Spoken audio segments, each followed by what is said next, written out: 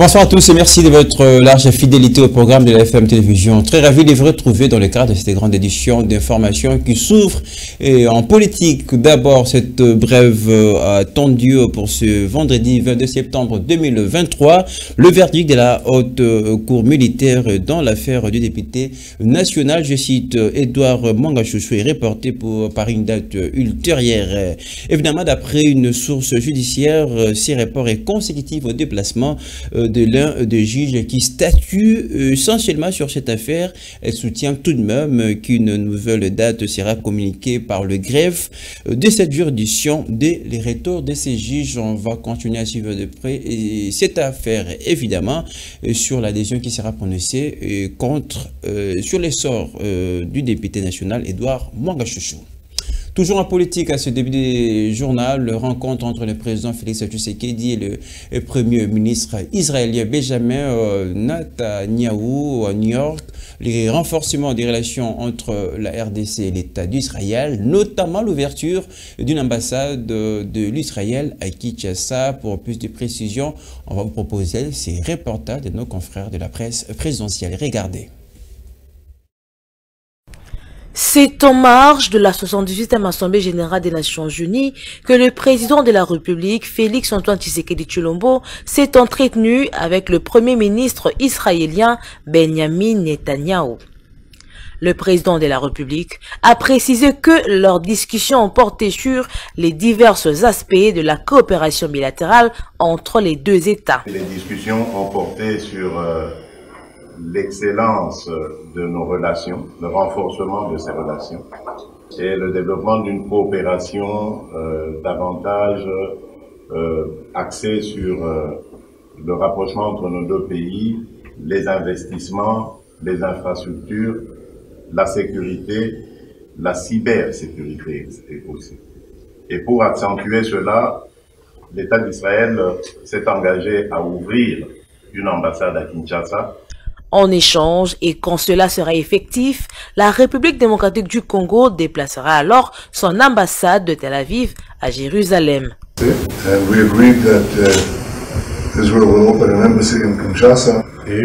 la République démocratique du Congo va déplacer son ambassade de Tel Aviv à Jérusalem, ce qui est en fait une très bonne nouvelle pour les deux pays.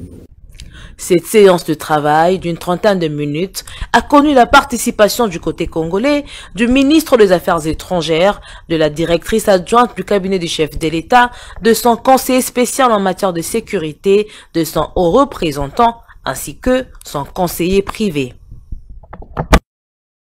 Toujours en politique, sachez que la Commission électorale nationale indépendante poursuit ses cadres de concertation avec le parti prenant. Hier jeudi, par exemple, le bureau de la centrale électorale a échangé longuement avec la société civile. Denis Kadima, patron de la CENI, a insisté sur le civisme électoral des militants de partis politiques. Reportage. Devant les acteurs de la société civile, le président de la CENI, Denis Kadima, a précisé que son institution n'a pas la prétention d'atteindre la perfection, mais elle fait tout ce qui est en son pouvoir pour qu'il y ait une élection positive. La CENI veut établir de nouveaux standards basés sur des valeurs et principes directeurs de la démocratie. La phase du scrutin est un moment important pour les ONG, les confessions religieuses, les médias qui jouent un rôle positif afin que les citoyens électeurs puissent s'organiser et se mobiliser efficacement pour appuyer leurs candidats, adopter un comportement adéquat pour une élection pacifique, accepter les résultats et tolérer la concurrence et l'opposition.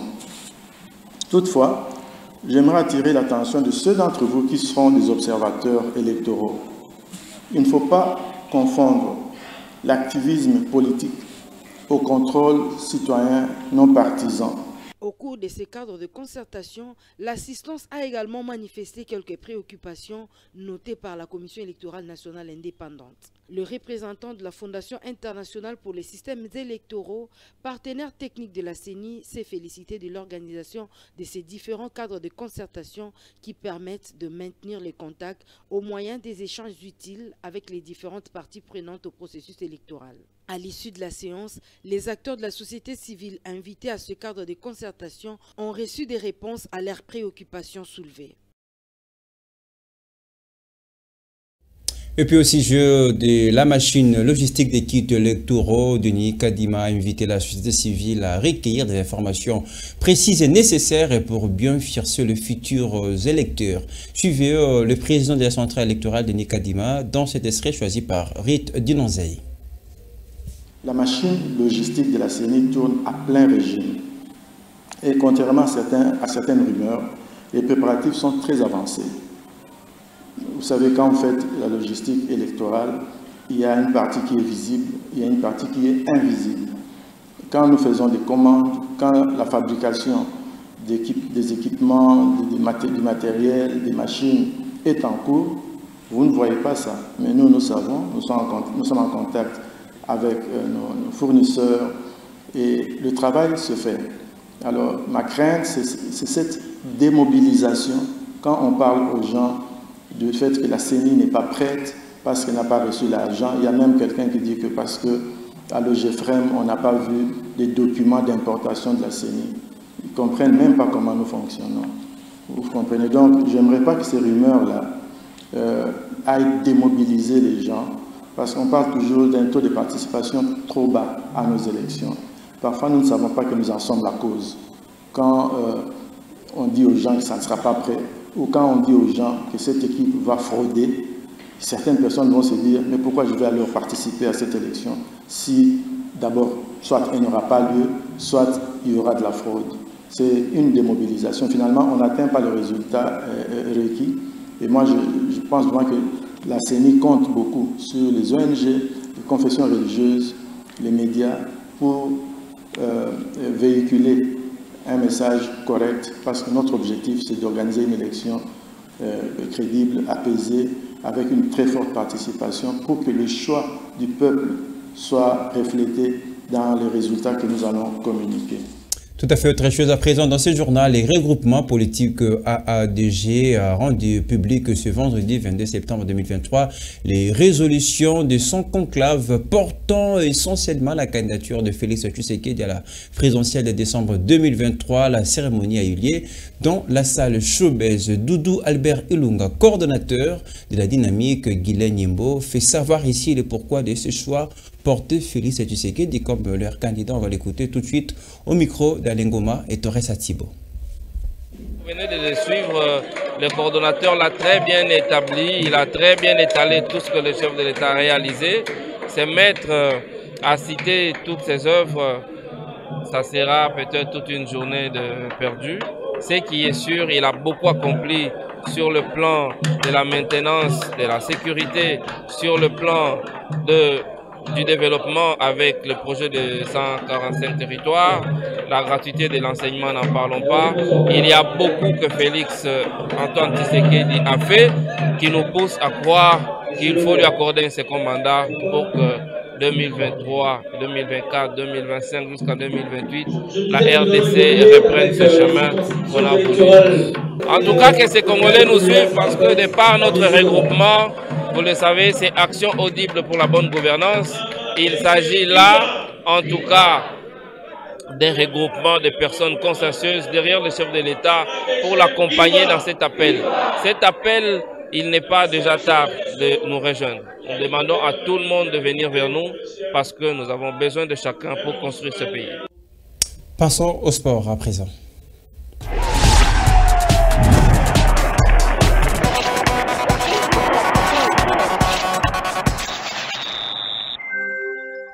Vous l'avez certainement compris, pour le reste de ce journal, on va parler football. Évidemment, la petite victoire est pour les Léopards de l'RDC, mais une victoire importante devant les Amazones du Bénin sur le score de 2-1 cet après-midi au stade de Martyrs de la Pentecôte, à match aller des éliminatoires de la Coupe d'Afrique des Nations Maroc 2024.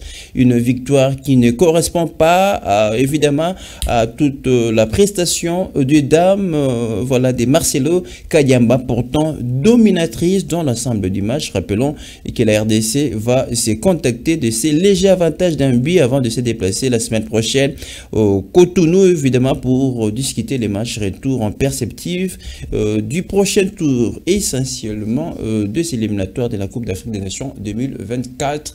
On va continuer à parler de ces matchs juste avant le coup d'envoi. Nos reporters ont été sur place au stade des Martyrs où ils ont rencontré quelques supporters congolais venus exprimer leur total soutien aux léopards d'âme de la République démocratique du Congo. On va les écouter au micro d'Irabi Fouka. Bon, soutien les soutien moko ya en tant que président animateur ndengo utoko loba to ye poto yembe la bango poto zakaba animateur ya memibalité to zakaba animateur de discipline nyonso nazali président ya animateur ya Congo mobimba yango to yeke nde to yembe la mibali yango to yeke bango peto yembe la bango ba gagner po ba pese sengo na mboko nde tina to yeli na stade vraiment yango. On est d'abord des patriotes, il faudrait qu'on puisse venir assister à ça. Et puis, mes impressions sont les meilleures par rapport à ces matchs, puisque c'est pour les dames. Et puis moi aussi, je suis dame, en fait, je suis passionnée du sport. Et puis, elles sont des dames, mais elles sont des léopards quand même. Donc, il faudrait qu'on puisse venir assister à ça. Et puis, mes impressions sont les meilleures. Et puis, on espère d'abord la réussite à ces matchs. Et puis, non, on croit que non, les léopards dames vont gagner ces matchs. D'abord un match très spectaculaire pour nos léopards dames. On doit normalement les soutenir. D'abord, notre souhait, c'est d'abord de voir la victoire cet après-midi, parce que vu le message lancé par le ministre des Sports depuis la France pour un soutien total à nos ambassadrices congolaises, donc vraiment nous souhaitons que la RDC puisse vraiment se qualifier d'abord dans ses premiers tours qualificatifs, parce que c'est ça d'abord notre objectif, et la suite donc on verra bien, parce que notre souhait c'est de voir l'équipe nationale congolaise d'être au Maroc pour participer à cette CAN qui aura bel et bien lieu en 2024. Le supporter congolais au micro de Rabi Fouka. Juste avant ce jour des matchs, les léopards dames ont bénéficié de la visite du ministre des Sports par ses émissaires à l'hôtel, là où ils étaient logés à la veille, en tout cas de ces matchs opposant la RDC au Bénin. François-Claude Kaboulou en déplacement veut à tout prix investir pour la qualification des léopards dames à la CAN féminine 2024. On fait le point tout de suite avec nos confrères du ministère des Sports. S'enquérir des conditions de préparation des léopards seniors dames, tel est le but, à la veille du match RDC Bénin, de la visite des Zenon Kabamba, directeur des cabinets adjoints du ministre des Sports et Loisirs, au quartier général des Fauves congolaises. Accompagné du conseiller juridique Mandjekou, l'émissaire de François-Claude Kaboulou Kaboulou s'est entretenu avec les staffs techniques et toutes les joueuses avant de les encourager à mouiller le maillot pour l'intérêt supérieur de la nation. C'est vendredi 22 septembre au stade des Martyrs de la Pentecôte. Je prends la parole au nom du ministre, qui est absent du pays, tel que vous le savez, je pense. Il était en soins en France, mais sachant que l'équipe nationale devait jouer aujourd'hui, devait jouer demain vendredi, il a dû écourter son voyage pour rentrer au pays afin d'assister à ce match-là et d'être avec vous pour vous encourager. Voilà qu'aujourd'hui, au niveau de la tête du ministère, nous avons mené des plaidoyers pour que le football féminin soit aussi pris en compte, soit aussi considéré. Demain, vous avez un grand match à jouer. Vous avez laissé vos familles. Vous êtes parmi les ambassadrices, donc pas parmi, vous êtes les ambassadrices de la République démocratique du Congo. S'il y a décoration après de bons résultats, demain, c'est vous qui serez décorés.